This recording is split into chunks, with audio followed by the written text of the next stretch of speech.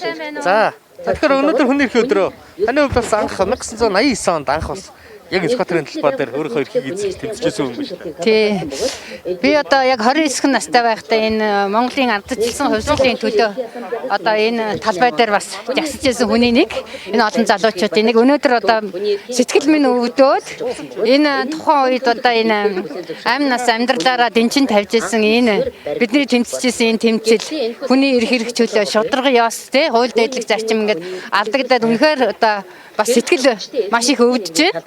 Өнөөдөр энэ нийгэм маань үнэхээр одоо бүр тэр бидний 90 он тэмцэжсэн энэ тэмцлийн маань үр дүн хааж байхгүй боллоо. Бид нэр амьд явах эрхээ алдж байна. Эрүүл аюулгүй орчинд амьдрах эрхээ алдж байна. Мөн одоо гин буруутай тооцогдоогүй байхад нь шууд л энэ төрийн ордон дотор хэн нэгэн дуртай хүн нь гин буруутай тооцож хийлж хашгирж байна те. Ер нь ингээд бүх эрхүүд зөрчигдсөн. Би өнөөдөр энд зориуд гэдэг үндсэн хуулийн гол заалтуудыг ингээд бас бичээд тэгээд одоо ингээд хурж ирж байгаа гартаа бас энэ үндсэн хуулиа барьсан зогсож байна. Тэгээд энэ үндсэн хуулиар олгогдсон энэ бүх эрхийг манай энэ төрөөс хангаж өгөх ёстой. Энэ 19 дугаар зүйлд хамгийн энэ чухал нь энэ хүн эрх хэрэгжүүлээтэй амьдрах, шударга амьдрах те энэ баталгааг нь төрөөс нь хангаж өгөх ёстой. Хэрвээ эрхэн зөрчигдвөл тэр эрхийг хамгаалж явах ёстой гэдэг ийм одоо төрд ийм үүрэг ноогдсон байж байгаа. Гэтэл одоо манай энэ эрх хэрэгчид бол энэнийхээ төлөө юу ч хийхгүй байна. Харин ч одоо эрхэн зөрчигдсөн хүмүүс, үгээ хэлэх гэсэн хүмүүс, жагсаж цуглах гэсэн хүмүүс одоо шоронд ордог, эрхээ зөрчүүлдэг ийм нийгмийг одоо бид хүсээгүй маа.